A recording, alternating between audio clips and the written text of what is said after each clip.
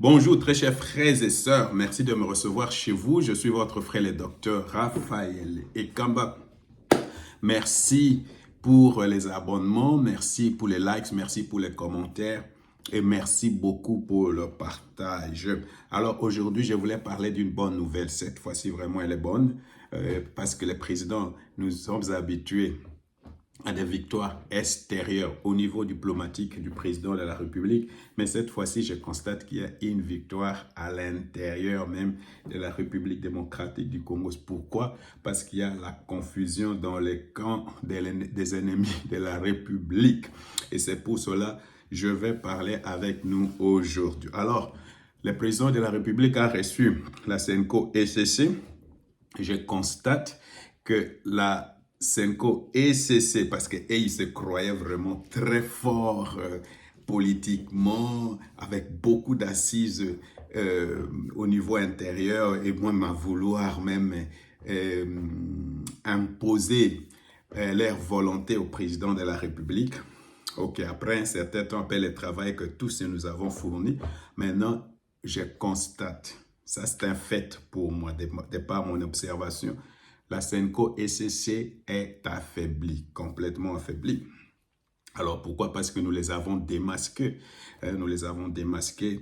Et maintenant, on va voir, après que le président de la République les a reçus, on va voir si leur initiative de paix pour le pacte social, pour la cohésion et tout ça, je ne sais pas, cette litanie, si ces assises-là vraiment auront lieu et surtout si ces assises-là n'ont pas une portée politique. Alors, les présidents leur avaient donné leur go, ça aussi c'est un signe de l'affaiblissement parce qu'ils ont tourné, aller là-bas, par-ci, chercher des solutions. À la fin de compte, ils ont constaté que sans l'implication du président de la République, cette histoire-là n'a pas de légitimité. Ils étaient en train de chercher de la légitimité ou de la légalité, mais ils ont compris sans vraiment l'implication du président de la République, ça ne va pas marcher. Donc, et même le scope a été complètement changé. Alors maintenant, la question est simplement de savoir, est-ce que ces assises-là auront lieu? Alors dites-moi dans les commentaires, qu'est-ce que vous en pensez? Moi, j'ai déjà une petite idée dans ma tête, d'après mes petites analyses, mais je vous pose cette question-là. Qu'est-ce que vous pensez maintenant que le président de la République les a reçus et qu'il faut maintenant, ils doivent collaborer avec une commission qui sera mise en place au niveau de la présidence de la République. Dites-moi ce que vous en pensez. Est-ce que ces assises seront tenues? Alors, si vous voulez savoir mon point de vue, il faut peut-être attendre jusqu'à la fin, si je me rappelle, mais j'ai un point de vue là-dessus. Alors, quand j'ai vu à la sortie, il y a des images, vous regardez les images, vous voyez que vraiment dans cette salle-là, on n'était pas en train de rire. Je ne sais pas s'ils ont ri à un moment, mais je ne sais pas, mais vraiment il y avait une certaine tension dans cette salle-là quand le président est venu, même quand le président est entré. Parce que tu vas voir la différence, même le langage corporel du président quand il entre. Par rapport, dernièrement, par exemple, il avait reçu, comment il s'appelle, Fayoulou. C'était complètement différent. Là, il y avait quelque chose. Alors, de l'autre côté, j'avais vu, il y avait 4 ou 5 personnes. Monseigneur Scholl, M. Senga, Bondoa, je ne sais pas comment l'autre là s'appelle. Et puis d'autres personnes que je ne reconnaissais pas. Et puis de l'autre côté, mais c'est Émérande, et puis le directeur du cabinet aussi des personnes que je ne connaissais pas. Ce sont les conseillers politiques du président de la République. Alors je constate l'absence d'Ambongo, l'absence de M. Mouteba, le président de la Senko. Ça dit déjà beaucoup. Et quand vous regardez, les figures sont glacées et les bouches complètement sèches. Quand je parle de bouche sèche, pour les gens qui connaissent la communication, c'est pourquoi il faut boire maintenant un petit quelque chose pour que ma bouche ne soit pas sèche. Tu sais, quand vous sortez d'une discussion très chaude, on vous tend les micros, vous comprenez que vraiment, vous avez même besoin de boire de l'eau parce que c'est difficile, c'est chef. Tu ne sais plus ce qu'il faut dire. Alors, quand je voyais la bouche de messieurs monsieur Donatien Cholet, je sentais quelque chose ne marchait pas, une certaine indécence. Alors, j'ai regardé cela et je les sentais complètement désorientés et démoralisés. Peut-être je me trompe, mais vraiment, je peux me tromper. Je peux me tromper. Mais c'est ça mon observation. Il y avait une certaine confusion. Il y avait un certain désarroi. C'est comme si les gens étaient démoralisés. Ce qui me fait dire que ces assises-là, cette rencontre-là, était très dure et les entretiens étaient rudes et durs. Je pense que le président était très dur à leur égard. C'est ce que je m'imagine, de par ce que je vois, les comportements que j'ai vus juste après la sortie. Alors, vous constatez que souvent, la SENCO, ECC et le président de la République ont toujours des rencontres qui sont tendues. Alors, mais quand ils sont à l'Est, ils se sentent détendus. Ils sont détendus. Et pourtant, à quelques mètres, il y avait beaucoup de morts. Et là, ils se sentent détendus. Alors, ce qui me fait dire qu'il y a une certaine acquiescence. Mais ce n'est pas ça notre problème, parce qu'on va revenir là-dessus. Alors, personnellement, je ne sais pas si j'étais le président de la République. J'étais en train de réfléchir là-dessus. Si moi, j'étais le président de la République et que vraiment, j'étais en face de M. Cholet. Je ne parle pas de Senghor parce que je ne lui donne pas beaucoup d'importance. Ou même les gens de ICC, je ne leur donne pas beaucoup d'importance.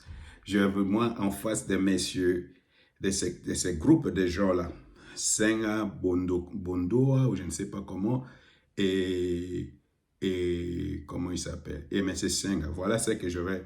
Je vais d'abord rappeler à M. Cholet toutes les déclarations qu'il a faites depuis toutes ces déclarations-là. Je n'oublie pas, j'allais vraiment répéter mot pour mot toutes ces déclarations-là à M. Cholet. J'allais répéter les déclarations de M. Mouteba à M. Cholet. J'allais montrer à M. Cholet comment M. Mouteba a reçu des cadeaux de Katumbi, a reçu des cadeaux de Kabila, les déclarations qu'ils ont faites à propos de la Constitution, changement de la Constitution, toutes ces déclarations-là, j'allais citer toutes ces déclarations-là. J'allais citer les déclarations devant eux, de M. Ambongo. J'allais rappeler à ces gens-là comment ils ont sillonné le monde entier pour parler du mal de la République démocratique du Congo et parler du mal du président de la République. J'allais aussi vraiment les confronter avec l'amour, parce que ce sont des gens qui nous donnent des leçons de morale, la démocratie, la bonne gouvernance. J'allais leur parler de la mauvaise gouvernance qu'il y a dans leurs églises, dans leurs organisations, ce qu'ils appellent les institutions stables de la République, les institutions les plus stables de la République. J'allais vraiment parler. D'ailleurs, il y a un rapport de l'IGF sur les fonds qui ont été alloués à l'Église catholique et même à l'ECC. Alors, et puis j'allais leur dire vraiment directement, je sais que vous n'aimez pas les Congos, vous ne roulez pas pour les Congos, mais vous roulez pour M. Katumbi, Kabila et pour les AFC M23. Et puis j'allais leur dire, posez cette question, mais messieurs, pourquoi vous voulez me tuer? Pourquoi complotez-vous pour me tuer? Et pourquoi vous n'aimez pas les Congos? Pourquoi vous faites tout ce que vous faites là parce que vous n'aimez pas les Congos? C'est comme ça que moi j'allais les confronter. Vraiment. Et pourquoi vous ne condamnez pas la présence de Kabila à Goma? Ou même tout ce qu'on vous raconte là, pourquoi vous ne les faites pas? J'allais les confronter de cette façon-là. Mais je ne suis pas le président. Donc j'allais vraiment les accuser de trahison. Parce que vraiment, c'est ce qu'ils sont. Ce sont des traîtres. Alors, moi, je ne suis pas le président de la République. Je pense qu'il a beaucoup plus de manières, beaucoup plus politique, beaucoup plus diplomatique, ou je ne sais pas. Peut-être qu'il a dit ces choses-là. C'est pourquoi les gens étaient très mal à l'aise, comme je le voyais là. Alors, ce qui m'intéresse, c'est que le président a attendu à une semaine de la signature des accords de Washington et puis il a rencontré ces gens-là. Pourquoi? Parce que partout le monde parle, c'est toujours de ce dialogue intérieur qui doit avoir lieu. Les Rwandais parlaient du dialogue intérieur. Tout le monde, même au niveau de l'Afrique, à Lomé, les Obasanjo et tout ce qui devait se passer à Lomé, là, il fallait faire des dialogues intérieurs, une forme de dialogue intérieur. Les gens de AFC M23 demandent un dialogue intérieur. Kabila demande ce dialogue. Katumbi. Et tous se disent que ce dialogue doit être dirigé, piloté par les gens de la Senko SCC. Monsieur Fayoul lui-même est venu pour dire non, il faut qu'il y ait ce dialogue-là. À propos de Fayoul, je vais dire une chose, c'est que je vous avais dit qu'ils se sont rencontrés avec les présidents avant qu'ils ne fassent un discours. Maintenant, je suis même à 100% sûr qu'il y avait d'abord une rencontre, des entretiens avant que M. Fayoul sorte pour parler du camp de la patrie. Donc, le président a jugé bon pour couper court et tout à fait vraiment donner encore de l'épaisseur à ce qui sera signé à Washington. Il a accepté de rencontrer les gens de la Senko et c'est une très bonne stratégie pour montrer que les Congolais peuvent s'asseoir et parler de leurs problèmes entre eux. Alors, comme c'est tout le monde qui demande cela, le président dit, oui, moi aussi je suis d'accord, on va s'asseoir autour d'une table et comme ça les Congolais peuvent parler entre eux, ils peuvent discuter. Alors, la SECO parlait de discuter des causes profondes depuis 1960 jusqu'à maintenant, convoquer les experts et tout ça. Le président dit oui, vous avez besoin de mon go, vous avez besoin de mon soutien, je soutiens l'initiative. Allez, allez vous asseoir et parler de ce problème-là. Alors, parce que beaucoup disaient que le problème n'est pas seulement au niveau international. Vous savez, nous sommes des gens qui pensons qu'il n'y a pas de problème à l'intérieur de la République démocratique du Congo, mais c'est un problème de sécurité. Les autres disaient qu'il n'y a pas de problème de sécurité, mais c'est d'abord un problème interne, et parmi ces gens-là, ce sont les gens de la Senko, et même certains opposants, il y a Peter, ils étaient de cet avis-là. Maintenant, le président a fait que non, on a résolu le problème au niveau international, venons, on va résoudre aussi le problème au niveau interne. Alors, c'est dans ce contexte-là et que le président de la République a reçu nos amis de la Senko SCC.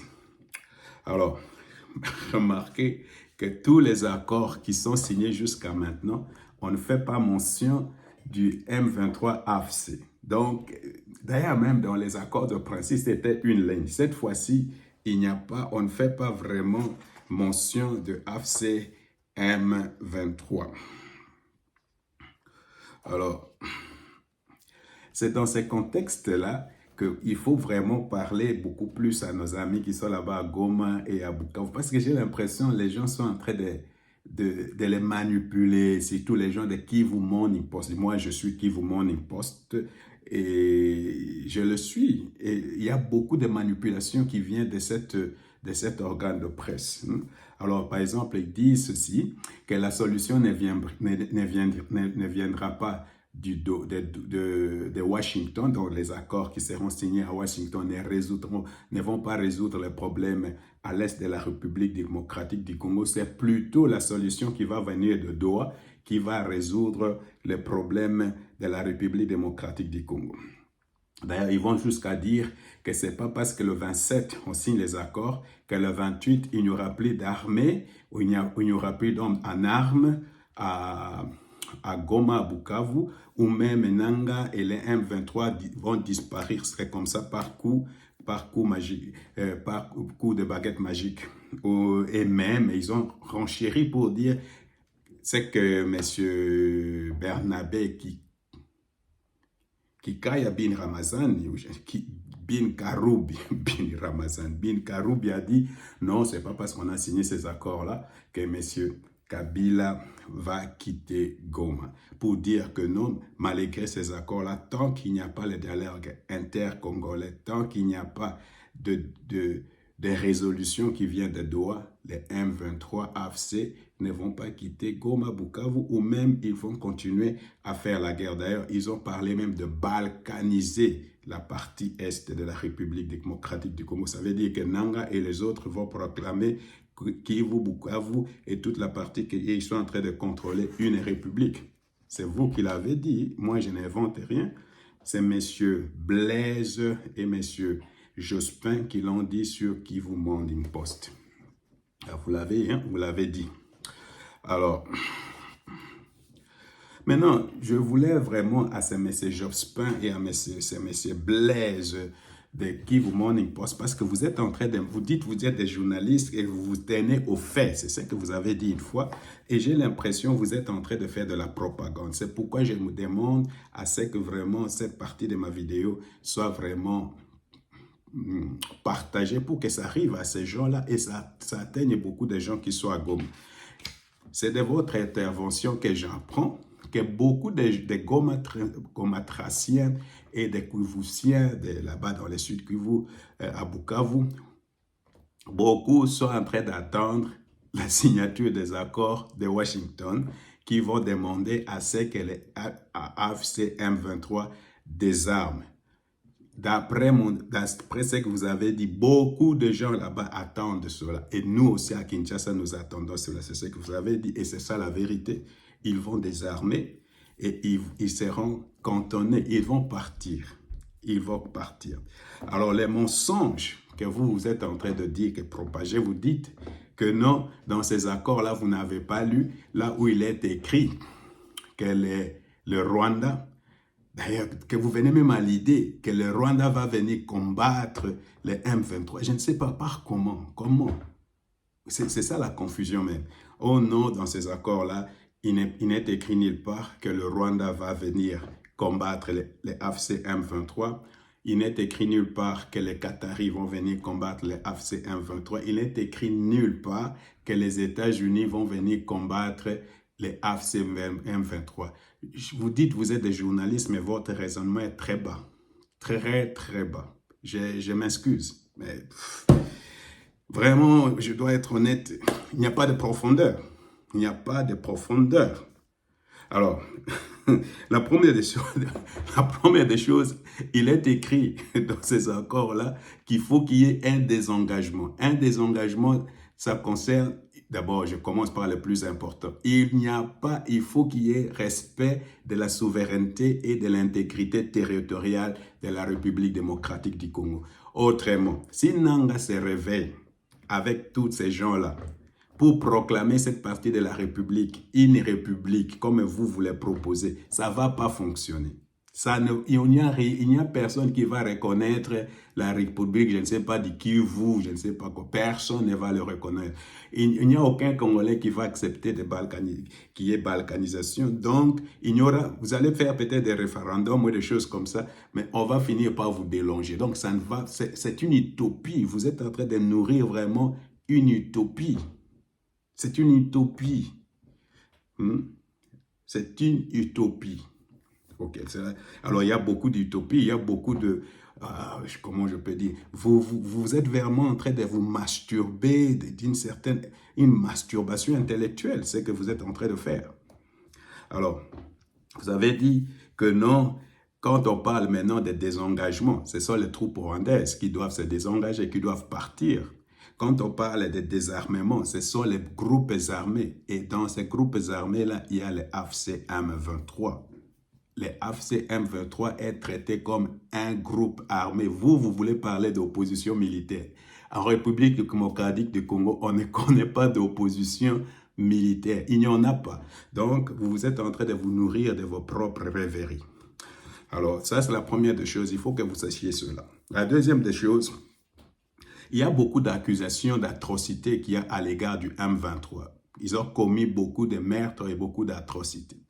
Il n'y aura pas d'impunité. C'est ça le vrai problème même. La communauté internationale et même la communauté nationale, personne n'accepte de prendre les armes et de tuer d'autres Congolais et pour venir chercher des dialogues et tout ça. Ça ne va pas marcher. Donc, si vous attendez que ça va venir de Doha, ça ne viendra pas de Doha. Pourquoi, je vous le rappelle, à Washington, avant les jours où on a paraphé les accords, il y avait les gens de Doha qui étaient là-bas. Les États-Unis ont amené tout ce processus-là, que ce soit celui de Nairobi, que ce soit celui de SADC et CC, que ce soit celui de Doha, que ce soit celui de Lomé. Tout a été ramené au niveau des États-Unis. Les États-Unis ont dit, on ne va pas encore gaspiller 6 mois pour résoudre ce problème. Ce problème est résolu une fois pour toutes. Donc, si vous attendez encore qu'il y aura encore des négociations entre les gouvernements et les gens du les gens de AFC M23 à Doha, ça ne va pas arriver. Ça ne va pas arriver. Arrêtez de tromper. Arrêtez de manipuler les gens. D'ailleurs, c'est pourquoi vous êtes dans un désarroi complet, parce que vous savez la vérité, mais vous ne voulez pas l'accepter. Vous connaissez la vérité, mais vous ne voulez pas l'accepter. Supposons qu'on signe les accords et que les militaires rwandais ne quittent pas le territoire congolais. Qu'est-ce qui va se passer? Qu'est-ce qui va se passer avec le Rwanda? Alors ça, c'est la troisième chose qui va arriver.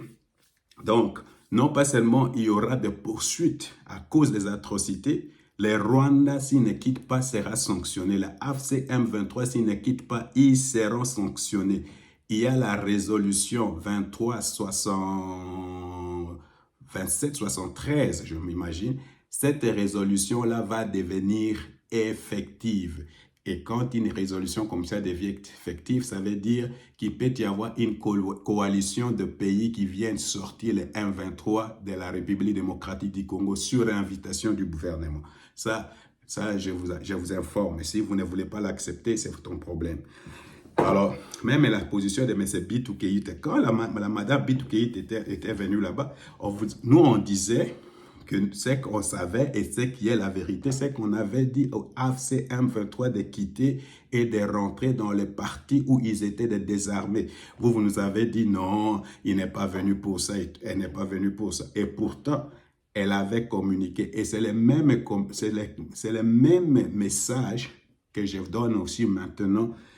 Arrêtez de manipuler les gens parce que les M23 AFC vont désarmer. Ils vont désarmer. Ils vont désarmer, ils seront dessous et ils seront poursuivis militairement. Alors, tout à coup, vous avez aussi parlé des Muhoozi qui étaient à Kinshasa dernièrement, vous les gens qui vous manquent les postes, des Muhoozi qui étaient directement à Kinshasa, ça fait rire parce que je suis, comme les Allemands disent, begeistert. Je suis vraiment enthousiasmé par les quelques jours qui nous arrivent. Dans quelques jours, dans 4 jours, nous saurons plus. Dans 4 jours, nous saurons plus. Et vous allez voir ce qui va arriver. Alors, Muhoozi va finir. Et vous avez dit Muhoozi va finir. Je vous dis que Muhoozi va finir par fermer Bunagana et il va finir par combattre à côté du gouvernement congolais, les AFC M23. Je prédis cela. Je prédis que l'armée ougandaise, dès que les accords sont signés, l'armée ougandaise va coaliser avec l'armée congolaise et ils vont chasser les AFC M23. Je prédis cela. Alors, il y en a qui s'accrochent maintenant, oh, les Wazalendo, c'est que Muhoozi a dit, les Wazalendo sont une force négative, ils doivent se rendre. C'est que moi, je comprends de tout cela. Tout le monde, nous connaissons que c'est un type fou. Son papa n'est pas fou. Lui, il est fou, mais son papa n'est pas fou. Son papa est en train de voir comment tous les développements au niveau de la République démocratique du Congo, le papa de Muhoozi est en train de voir. Et il sait, Muhoozi ne peut pas rester au pouvoir là-bas en Ouganda sans l'aide de la République démocratique du Congo. La République démocratique du Congo est en train de devenir une puissance au niveau régional. Il le sait. Soit il est fou, qu'il essaie. S'il est fou, comme il prend peut-être de drogue, je ne sais pas, ou peut-être il est fou, hein? Il est fou et il va essayer de combattre les Wazalendo. Ou soit c'est une diversion pour dire, au lieu de parler de Wazalendo, il est en train de parler réellement de AFC M23. Et moi, je tends beaucoup plus vers, il parle de AFC M23.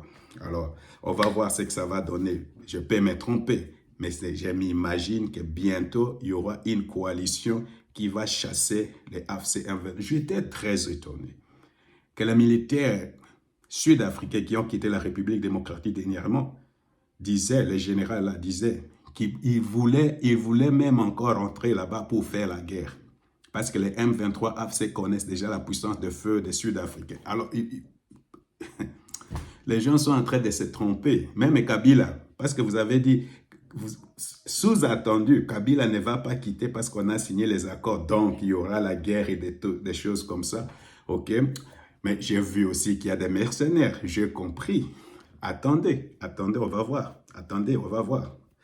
On va voir. Alors, soit lui, il est fou, soit il comprend vraiment que sans les Wazalendo, il comprend le rôle crucial que les Wazalendo sont en train de jouer dans la disposition de l'armée congolaise, soit il est en train de faire une diversion.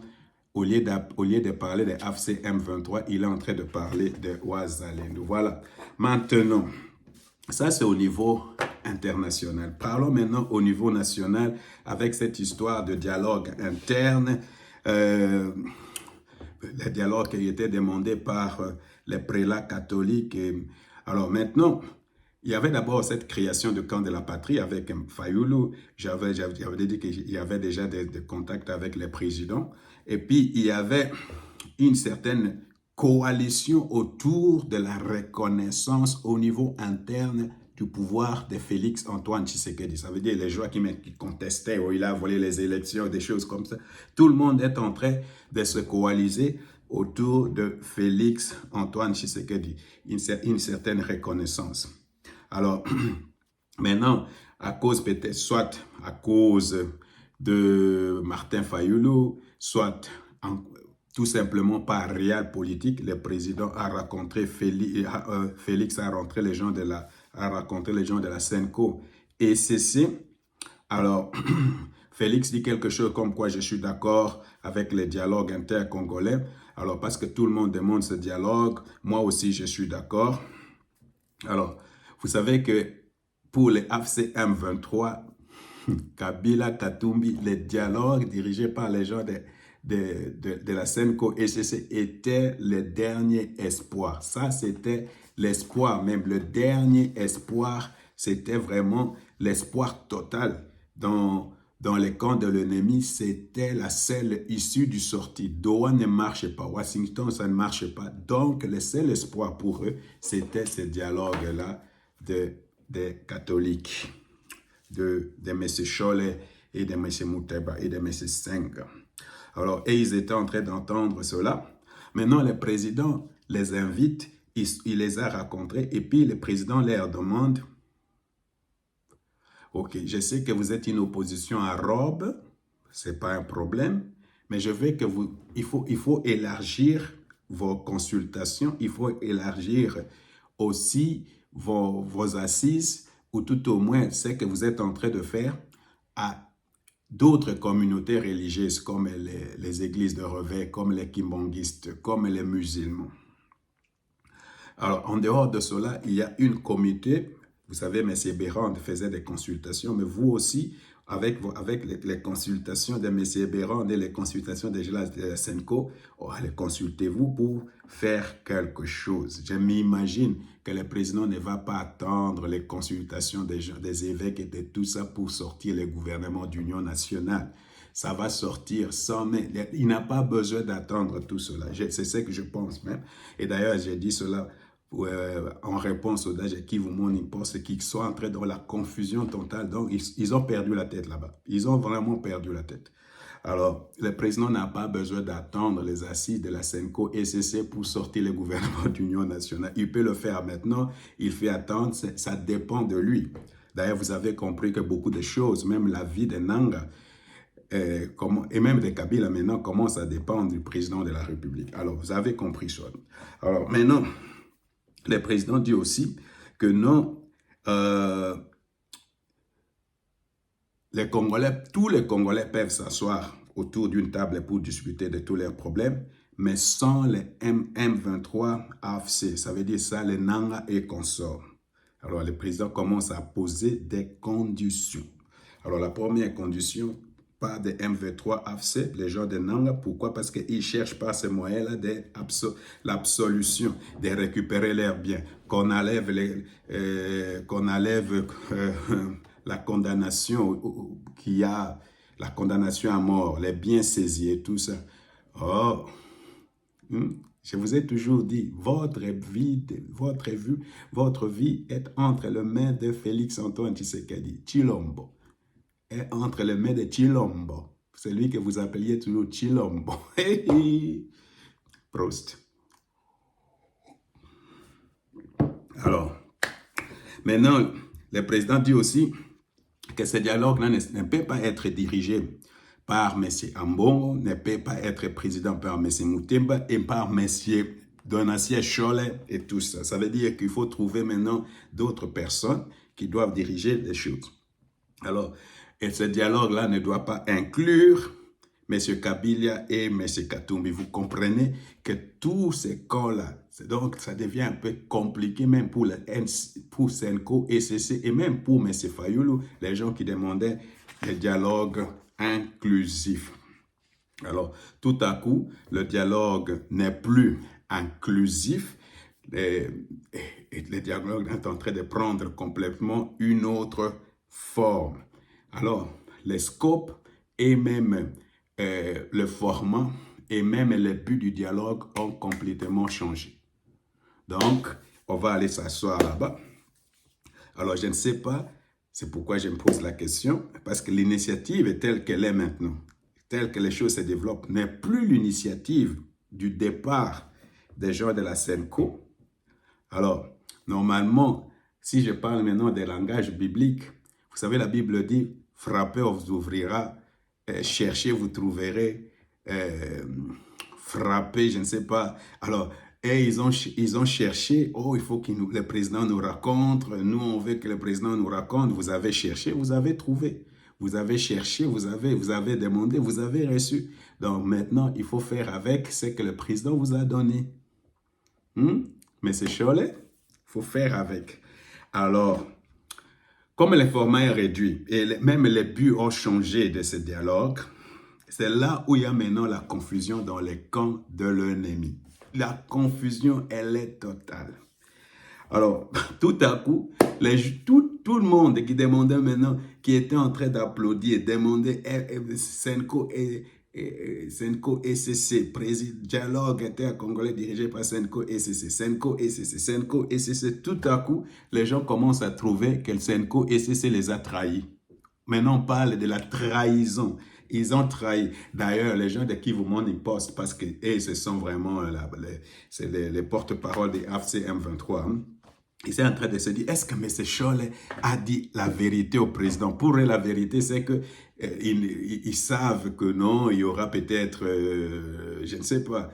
D'ailleurs, ils ont même parlé d'une transition qui sera dirigée par un prélat catholique ou des choses comme ça. Donc, est-ce que M. Cholet, vraiment, il peut avoir la peur de dire la vérité au président? Quelle vérité? Quelle vérité il va dire au président? Lui-même, M. Cholet, il était au bout, il ne sait même plus ce qu'il faut faire. Quelle vérité? Alors, il y a maintenant aussi Kabila Katumbi Nanga, qui eux aussi, ils veulent vraiment rompre avec la guerre, revenir à Kinshasa, redevenir citoyens congolais normal. Mais ils sont tellement coincés en difficulté qu'ils ne savent pas. Donc, ils avaient leur espoir, ils ont mis leur vraiment espoir dans cette histoire de dialogue, mais maintenant, Tshisekedi complique la chose. J'avais prédit, et je reprédis encore, que M. Katumbi, nous attendons encore un peu, Katumbi va se retrouver dans les camps de Tshisekedi, dans les camps de la patrie. Il n'a pas le nerf solide pour continuer cette histoire. Vous allez voir, j'ai prédit, ça c'est la deuxième fois que je le prédis. Alors, tout le monde maintenant réalise que vraiment, Tshisekedi qu'il prenait pour quelqu'un de faible, c'est lui qui a vraiment le pouvoir effectif et c'est lui qui décide de la vie ou de la mort, ou même de la continuité de ces dialogues. Donc, je reviens à ce que j'étais en train de nous dire. Vraiment, tout le monde peut réaliser. Je disais cela et je le répète. Le salut de AFC M23 et même de Nanga et tous ces gens-là est entre les mains de Tshisekedi. Il a le pouvoir. Il peut en utiliser et vraiment rendre la vie de ces gens très, très difficile. Il peut accepter les dialogues inclusifs et tous ces gens-là viennent, ils reçoivent une forme d'absolution et puis tout à coup, ils commencent. Mais Tshisekedi ne veut pas. Il ne veut pas. Il ne veut pas. Alors, les pendules sont vraiment à l'air. Alors,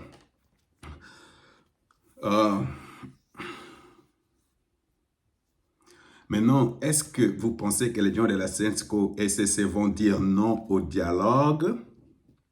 Qu'est-ce que vous en pensez? Qu'est-ce qui va se passer si ces gens-là disent non au dialogue? La première des choses, je pense, s'ils disent non au dialogue, le camp de la patrie va continuer. Ça veut dire, qu'est-ce que le camp de la patrie? C'est Fayoulou qui a commencé avec ça. Fayoulou aussi est devenu impérialiste. Il a 70 ans. Il faut aussi, c'est un homme politique. Il veut être dans l'action. Il veut faire quelque chose. Écrire son nom dans l'histoire de la République démocratique du Congo. Ils vont continuer, s'ils vont entrer dans les gouvernements, ils vont entrer dans le gouvernement, on va oublier cette histoire de Senko et CC. C'est ça le piège même. Alors, disons, ils disent non, s'il n'y a pas de Kabila et Katumbi, ok, alors la vie continue et c'est là où on va constater que la Senko et CC était seulement en train de rouler pour Kabila et pour Katumbi. Et ça va, ils vont se discréditer encore plus davantage. Donc, la Senko et CC est entre maintenant les marteaux et l'enclume. Ils ont cherché, j'étais tout à l'heure, ils ont cherché, ils ont eu ce qu'ils étaient en train de chercher.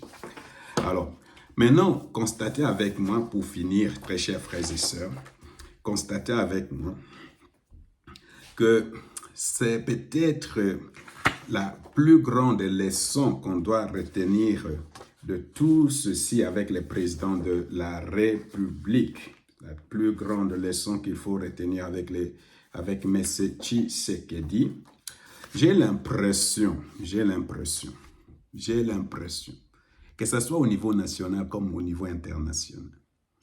D'abord, la Senko se croyait très fort, vraiment très forte, je voulais dire. Et la Senko et CC Mouteba, ils se disaient non, nous vraiment on peut mettre Tshisekedi à genoux, on peut lui dicter, on peut lui demander des choses et il va le faire. Aujourd'hui, qui de la Senko et de Tshisekedi est discrédité jusqu'au point affaibli complètement, c'est la Senko. Alors, je prends maintenant l'exemple de l'opposition politique. Les gens, les Fayoulou, oh, comme ça, ils ont volé notre victoire, des choses. Où est l'opposition politique aujourd'hui? Complètement inaudible, perdue. On prend maintenant M. Kagame. Oh, c'est un chauffeur de taxi, il a vendu les pizzas, c'est un idiot qui devient... Maintenant, entre Kagame et Tshisekedi même, c'est un jeu de cache-cache. C'est comme le chat et la souris. Alors là où Tshisekedi maintenant c'est le chat, hein, la souris disparaît. Par exemple, actuellement, là vous voyez, Tshisekedi va à Luanda sans problème, il va à Luanda. Kagame est disparu. Alors à Washington, Kagame a disparu. On ne sait pas s'il est mort, s'il est vivant, mais il est en train tout simplement de disparaître, de fuir, tout simplement. Alors vous constatez quelque chose. Alors, je prends maintenant Kabila lui-même et Katumbi aussi, qui se croyaient très puissants. Ils sont allés même à Washington, on va faire comme ça, on ne doit pas signer les accords et tout ça. Là aussi, complètement disparu. Alors, je parle seulement aux gens de Kivu Morning Post. Parce que vraiment, vous êtes en train de manipuler les gens. Vous pensez que Kabila est fort, vous pensez que Katumbi est fort, vous pensez que les gens de AFC M23, les Mouteba sont forts. Je vous rappelle une chose. On ne combat pas contre un État et gagné. Savimbi, c'était encore une rébellion beaucoup plus forte que celle que vous avez là. Mais ils ont perdu. Et vous allez aussi perdre. C'est question de temps. Si vous ne voulez pas désarmer maintenant, c'est seulement question de temps. On va voir. On va voir ce que Kabila va faire. On va voir.